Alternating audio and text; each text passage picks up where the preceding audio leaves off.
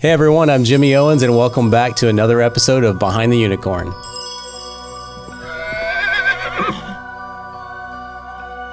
Don't forget to like, subscribe, and leave a comment. All right, so you know who I am, but do you know who this is? I am Will Blake. Awesome. I forgot. I'm supposed to say my name. I'm failing at Podcast 101. No, you're doing great. Yeah, cool. Thanks for coming. I really do appreciate it. Yeah, I'm happy for the invite, and you folks at DesignTunnel are a blast to hang out with. So I'm excited. We do our best. Mm-hmm. All right, so I got a few questions, little icebreakers for you. See what happens. Okay. We didn't prepare for these. Okay. No prepare. No, we didn't. We're just going at it. Yeah. Here we go. What's something you broke? Have you ever broke anything and not told anybody? It's funny. Yeah, I break things all the time. Actually, the most recent is I accidentally broke my son's skateboard the other day, pulling out of the garage, and flattened it with my wife's front tire. Did you tell him?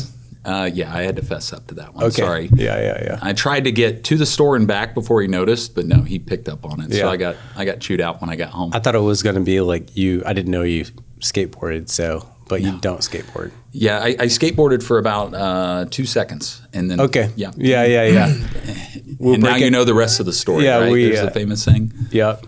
Let's see. What's something that's so last year? Ooh. That's kind of I don't really like the question, but I like the answer probably.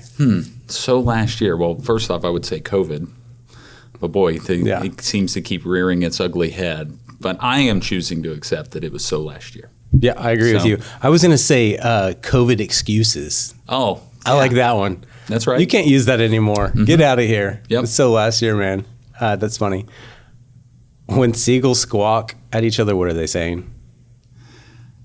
Gosh, I know they're saying something, but I can only think of Finding Nemo, where they're going, mine. That's what I keep hearing in my head. What do you not want advice about? Oh, gosh. Okay. Maybe we should have went over these. It's funny. I don't want advice on my marriage from someone that has only been married 2 or 3 years. I thought you were going to say 2 or 3 times. Oh, yeah, good point. Well, yes, either or. We find that happens a lot when you've been married as long as Sydney and I have. So yeah, that's awesome. All right, the last one. You have tattoos. Mm-hmm. Working on them. Yep. And so, do you have a tattoo of your company? No, I don't. Are you going to get one? No. And the reason being is I think if you search, there's always that guy that's viral that has the MySpace tattoo. Yeah. And then, of course, that didn't work out. So if for whatever reason my company went out of business, I don't want the reminder that it went out of business. Gotcha. So I'm staying away from that one. That's awesome. All right. Those are awesome answers. I appreciate you being a good sport. Now it's time to say thank you to our episode sponsor. And this episode is brought to you by DesignTunnel. Check out this new commercial we put together.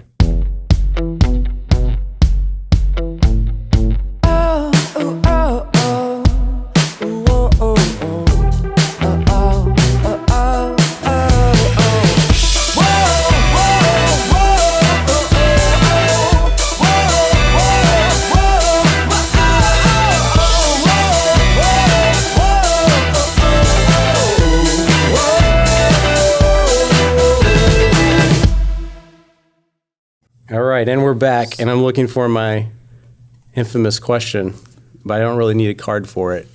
Oh. Let me guess. What makes you a unicorn? Okay, so it's funny. When I knew this question was coming up, so I didn't want to be the guy that, number one, I want to provide value to your viewers, but I went to a lot of folks that know me really well, and there was this common denominator that was kind of funny is they titled it as Will is the patron saint of falling forward. And it's kind of funny because the first question you asked was, what did I break? And I said, I break a lot of things. So my team knows I'm the type of person that will jump off the cliff and build the plane on the way down. And I can't remember where I read it. But anyway, I've made a lot of mistakes in my life, in business and otherwise. But I feel like if you're going to lose like a Texan. I heard somebody say that a long time. So screw it up so bad that you can brag about it. Okay. And I do that a lot in our business, ironically. Yep. And it's kind of become a badge of honor. Yeah. Because, you screw up enough, you're going to figure out the right way to do it. So that's what the feedback from my good, trusted cohorts were, that I am really good at failing or falling forward, as they say. Yeah. So, and you embrace it sounds like. Yeah, it kind of gets to the point where you have to. For your own sanity, when you identify that that's a stigma in your life, you might as well own it. Yeah, I got you. So you break whatever, Yeah. but you fix foundations. Yeah. Right? Yeah, so, we are... You break the foundation of everything you touch, and then you fix it. Yeah, build it from scratch. And, my wife and I, we own and operate a foundation repair company, or actually a suite of companies. But yeah, that's it. By the way, it's not the sexiest business in the world, but yeah, we fix homes and we fix foundations and we level concrete and we crawl under houses. And that's kind of my beck and call, and amongst other things. But that's the primary focus of mine and my wife's life. Yeah, well, that's how we met. Through Vesta Foundation Solutions. The Solutions, right? Yep. Solutions, and we learned all about your products and services that you guys provide, and the passion that you have and your whole team has, and then the excellent amount work that they perform. So I think a lot of people see a lot of good in your company and where it's going, and I've only ever heard good things. So good, and then also only experienced good things. But yeah.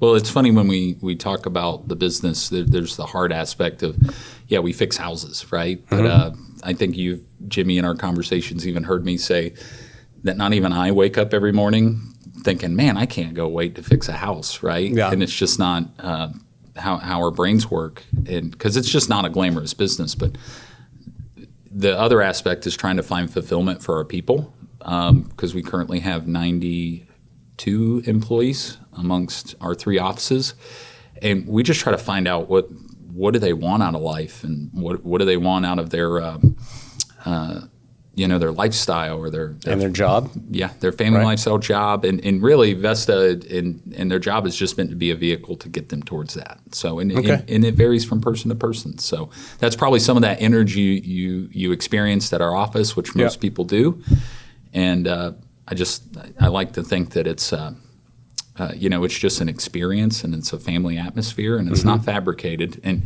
I'm a very small percentage of that. So, which is really that gives me a lot of fulfillment seeing that. Yeah. How'd you get to that point? I mean, because the culture is, really great from my experience, but then, how did you get to where you're at now with Vesta? How did it start out, and then how did you get to the unicorn statement? Yeah. Okay. So it's funny.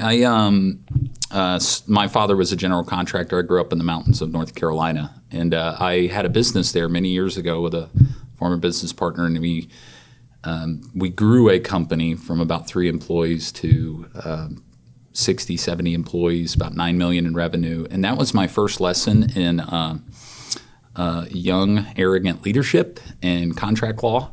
And what I mean by that is I was a 27-year-old running a $9 million a year company, and really I didn't know what I was doing. And that was a pretty big reckoning at that time when it made me realize that, just because you can grow a big business, but if you don't know how to lead people and sort of self-identify with your weaknesses, then it's really it's not going to work out well. So, and as you can imagine, it didn't work out well. And at the time, that was really heartbreaking. Yeah. But years go by, and you find out, wow, actually, I screwed up a lot then, and I could have done a lot of things better. Yep. But so Sydney and I, at that point, we left the Carolinas and helped other companies around the country, specifically in the construction space. So we do really well in that space. You couldn't put me in a restaurant or a production company. Okay. I would just not do well in that environment. But we would go around because of you.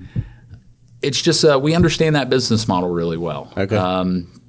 I couldn't run a coffee shop. I wouldn't even know how to, grind. And you don't want to sit at a desk every day. No, goodness, no. And I will say this is my claim to fame. After 18 years of doing it, I still don't have an office. So I just kind of float around We meet at the kitchen area. That's right. Yeah, that's it. That's our communal area. So, we went around the country, landed in Northern Virginia for a few years, helping a good friend of ours run his business, which, by the way, they had 300 employees when we arrived. So they were already quite the massive company. And we helped them grow several offices, and it was a big struggle. I grew up on a tobacco farm in North Carolina, and then found myself 30 minutes. Smoking tobacco or smokeless? Oh, no. It all processed into the plant to become both. Okay. And probably every other chemical that they have. But gotcha. To land 30 minutes outside of Washington, D.C. and live in that culture for a while was quite an eye-opener. So we helped that company grow over the course of about 3.5 years, and then they sold that company, the owner did, which was actually a great thing. It had outgrown our capacity, and they were bringing in financial partners that would ultimately help them grow to the next level. But that's another eye-opening experience where I realized I'm not a very good employee. So so I was like, well, do we want to stay here? And then so we decided to help them transition. Yeah. And a very good friend of mine that owns a distributor of ours, they just supply some of our products in the foundation repair world, called me up and said, hey, listen, I hear you and Sydney may be transitioning.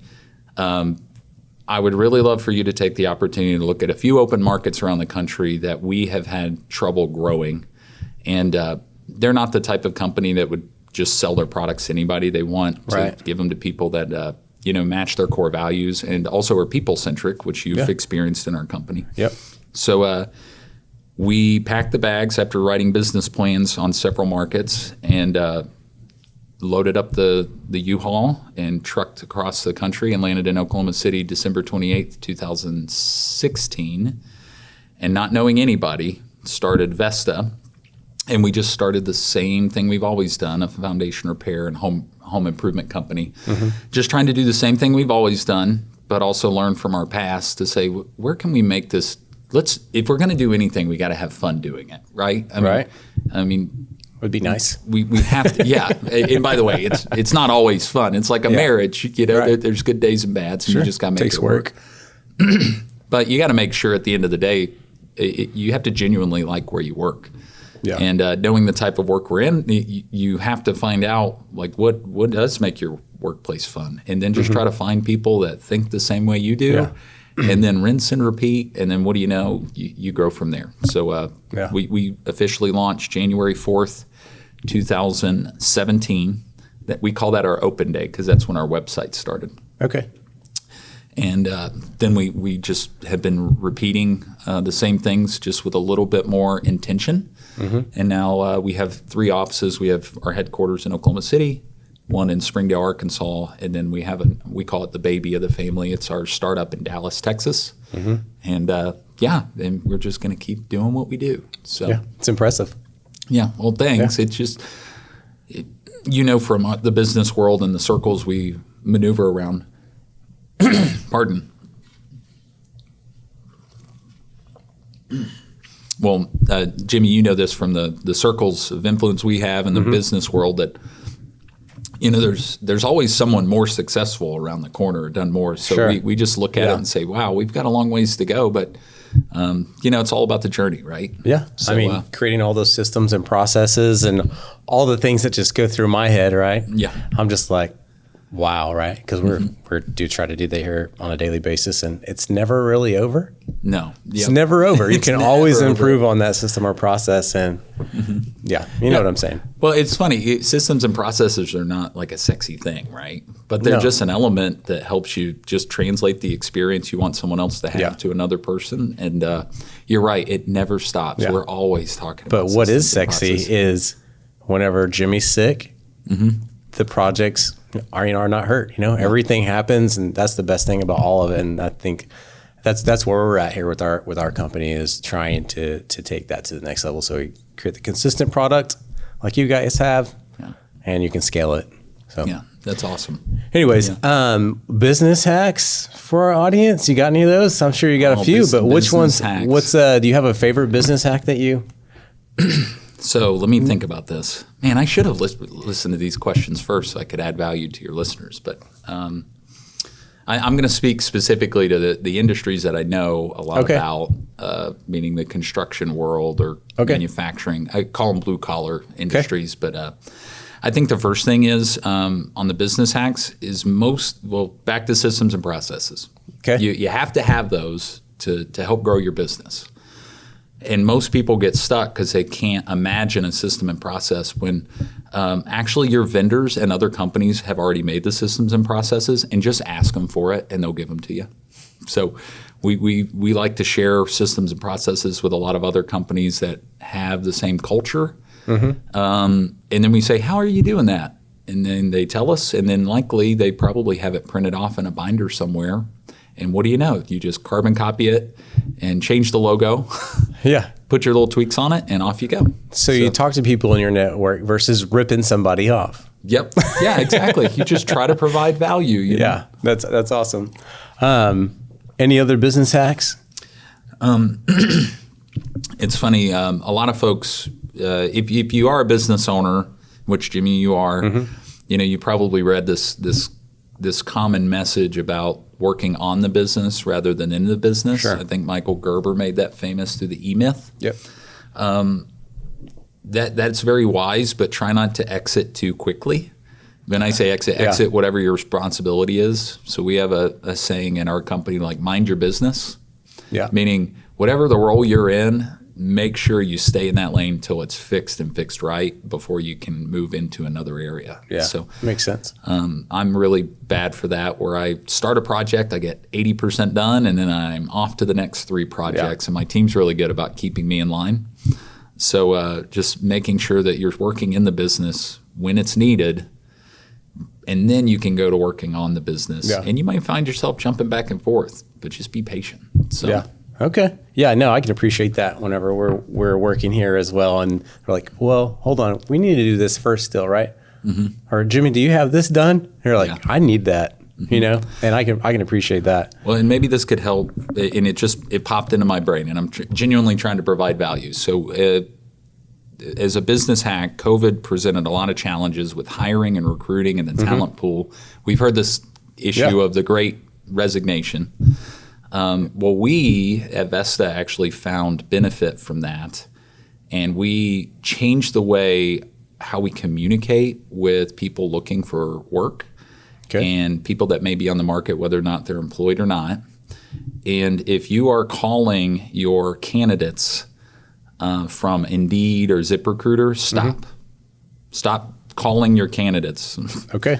So we text message all of our candidates through our platforms now. Yeah. And it's amazing, the return rate of responses and show up rate for interviews go through the roof. Makes sense. So we actually confirm interviews. We confirm start dates up to 3 times. And we even have our application system transferred over to a text message or SMS-based system. Okay. Because what we find is millennials and Gen Zs, well, Jimmy, how often do you answer that phone when you don't recognize the number? Yeah, I mean, I answer it more often because I'm the business owner, so I do, but I don't want to, right? Yeah, but you're the business owner. But if you're you're not answering if you don't know the number. Yeah, yeah. Well, good. You're a better man than me because I don't answer it. I'm the stereotypical millennial that goes, I don't know that number. Yeah. Well, our candidates are doing the same thing. Yeah. So just by switching over the way we're communicating to our potential employees has made a huge difference. We just filled, we had 18 open seats. We filled 14 of them in 3 weeks. Nice. So all just because of change in our communication. So life hack for anybody that's hiring employees. Yeah. No. So to kind of speak to that, I will almost always say, hey, how do you want us to contact you? Email, text, whatever. And then I typically text people a whole lot. And I'm like, I know my communication style is text, but it's not trackable. That's not good for our CRM. Yeah. Well, the way that we have ours anyways right now. But you know what I'm saying? Yeah. Yeah. Well, in the applicant tracking world, it's hard to stash that data without an applicant tracking system. But our CRM, we use Salesforce. Yeah. And it's kind of neat how you can take an app like Podium, which allows you to text, communicate via keyboard, how that will integrate. And then so the text message communications with our customers log in there. Nice. It's kind of like, remember, I had a conversation with a 21-year-old employee, and I asked him, I said, what is a burnt CD? And you would have thought, like, and he's sounds like it caught on fire. Yeah, that's exactly what he said. And so it's like, we have to remind ourselves, like, there's a lot of people in our customer base. We just have to think about how we're communicating with one another.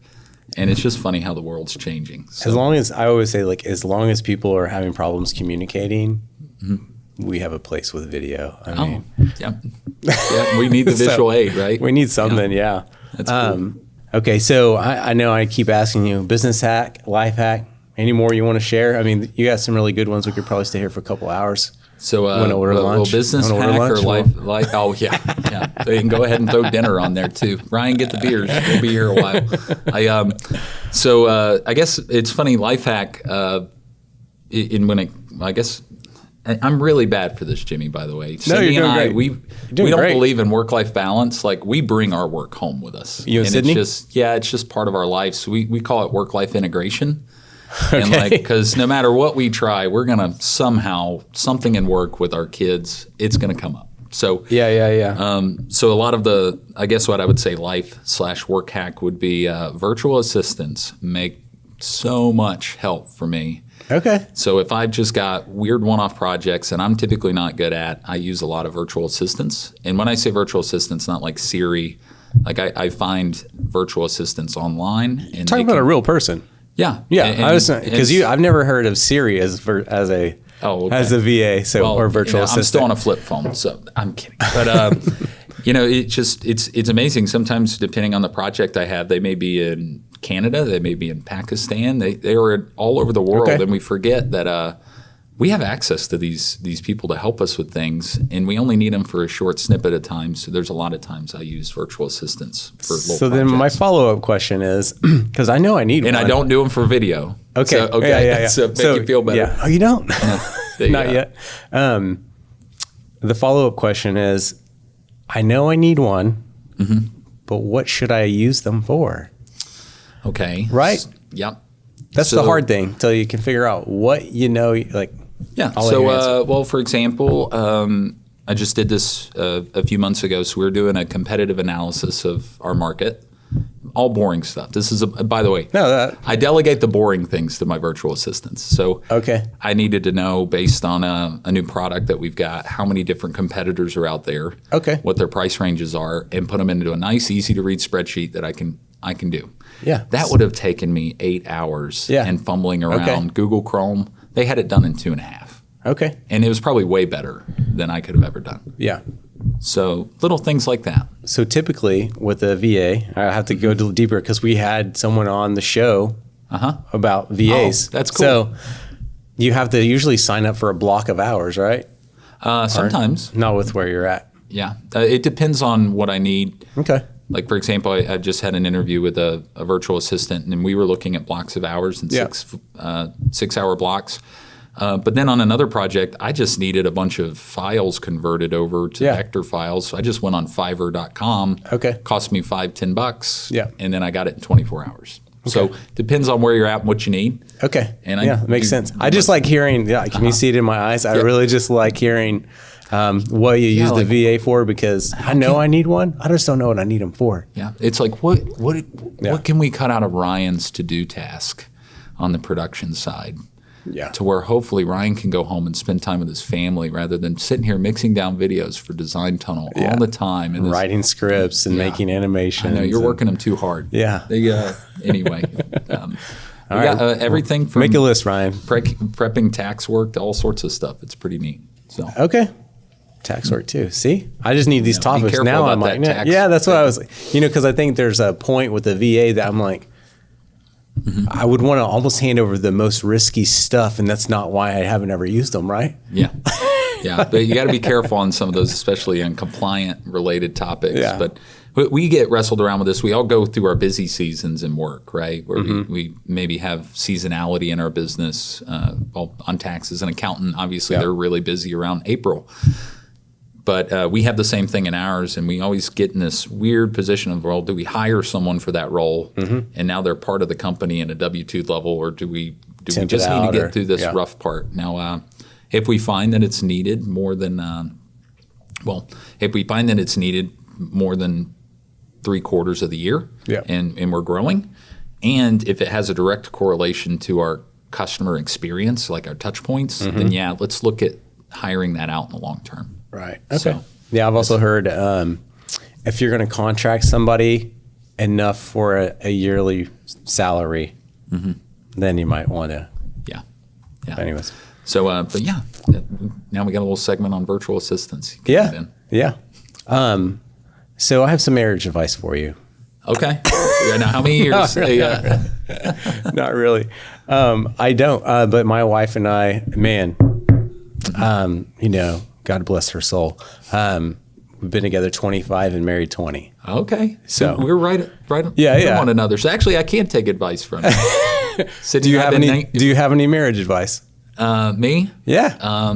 For these 2 or 3 year ones in that I've been in 2 or 3 years. Seek a marriage counselor. Yeah. Even if you're okay.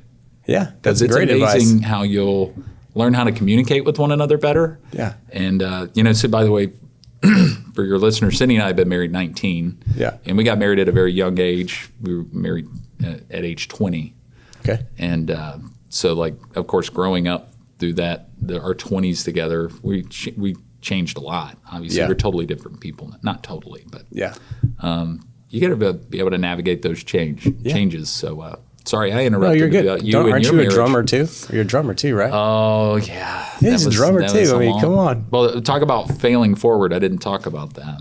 Okay. I was a signed musician in high school with a bunch of other kids. A signed musician. Okay. And I traveled around the country and then realized that, you don't make a lot then you just get to travel a lot and play a lot of music. And so Sydney and I getting married pulled me out of that and then get back to work. But sorry, I interrupted about your marriage. No, I agree with you. I've never thought about saying, seek marriage counseling because you will need it anyways. You might as well go do it up front. Well, and as men, to be clear, it's like, no, we don't need counseling. Well, it was all her. It was all her. Yeah, it wasn't. Just go buy some flowers. That'll be okay, right? Yeah. Anything keep you up at night? Well, I naturally am pretty antsy. So if I've got a new idea, it'll typically get me up in the middle of the night, and then it's full on work mode. Despite the fact that we do have a new puppy at the house. Okay. So that's what's keeping me up. That's your excuse now. Yeah.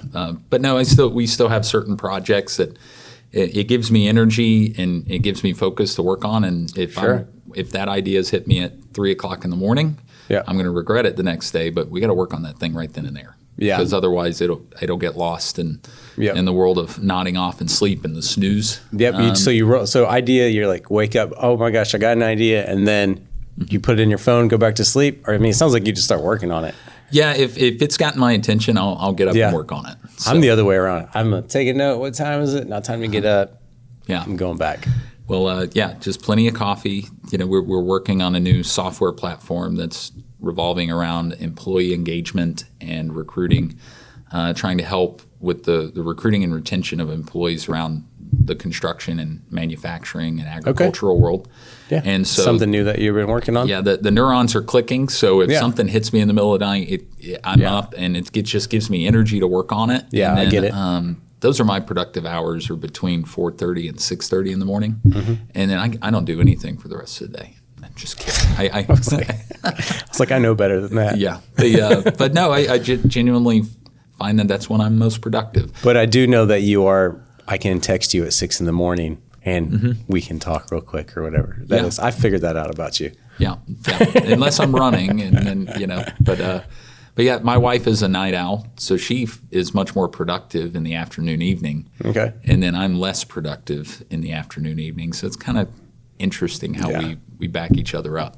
So yeah, that's awesome. I get, so when we have like a project or a filming project, or when we were building this table or anything like that, makes it way easier to get up in the morning because I'm a little bit of an early bird too. Yeah. And you're like, alarm goes off and you're like, oh yeah, let's go. It gives you purpose. Yeah. Right.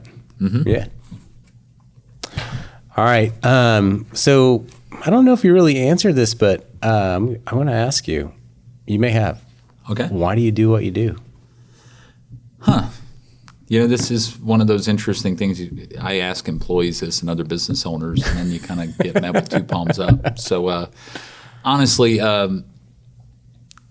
when we look at the why we do what we do in our business, first off, is our goal is to make our company a 100-year-old company. We have a very evergreen mindset, and so we hope that at some point people don't even know who Will and Sydney are in our company. So knowing that, we could go out of business tomorrow and we will be just fine. It won't be fun, but we would just start all over again. So knowing we carry a lot of worst case scenario around in our head, but just more of a precursor to say, hey, like if it really went bust, like what would you do? And we've always had the same answer of, well, we just start it all over again. We would get after it. So that drives a lot of our decisions, but ultimately at the end of the day, and this may sound sappy, at the end of the day, we can't take all the success and money with us, but we can at least look back at all the relationships and the people that we've that have been through the chapters of our lives.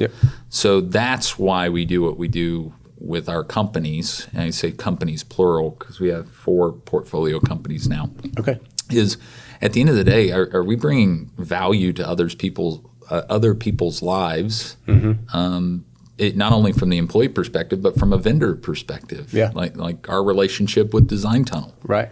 Is hopefully, we had a good enough experience where we can continue to provide value to one another. And at the end of the day, if that's all right, then we're good. So that's what our why is, so to speak. So no, I like it. Yeah, great. Any other 1 or 2 things that our viewers should know? A lot of questions about for me? I don't know. You. Anything you want to add? Well, I think in regards to, and I hope that your listeners are probably folks, like-minded folks like me and you that just we've got our businesses and we want to grow. Is I think it's just really important not to aim too low. When we talk about our businesses and growing them, when I say growing, I mean it could be revenue to a lot of folks, but growing could also be values or offerings that provide value to customers, or it could be the employees. So I would just say get crystal clear on where you want to go in the vision, so to speak, and then let everybody help you get there. It's a heck of a lot easier to get where you're going when you've got a bunch of people helping you. And when I say a bunch of people, they don't have to be employees. It could be vendors, like an adjacent company like yours, or a company like an electrical firm that we know really well, that we just collaborate a lot of ideas. And with having all of that together, it really does become rocket fuel in our company. And so much so that we're used as an example a lot about this whole growing from 0 to 90 employees at the time of this filming. But I can't take credit for all that. Actually, this is my 3rd time doing it. So, so I have a little bit of advantage, but I get help from all the people around me. And I hope that's just as a reflection of trying to provide value where I can and just be helpful, genuinely. I think, it sounds like, 3rd time in, 90 employees deep. You're still asking why. You're still trying to figure things. You're not trying to figure things out, but like you're still open to growing and figuring out how to keep pushing it. Right? So you're just never done. Yeah, because I'm going to screw it up somehow, and we might as well figure out how it got screwed up and then fix it, and then we get there faster. But it also sounds like when you screw it up, you've already figured out a plan.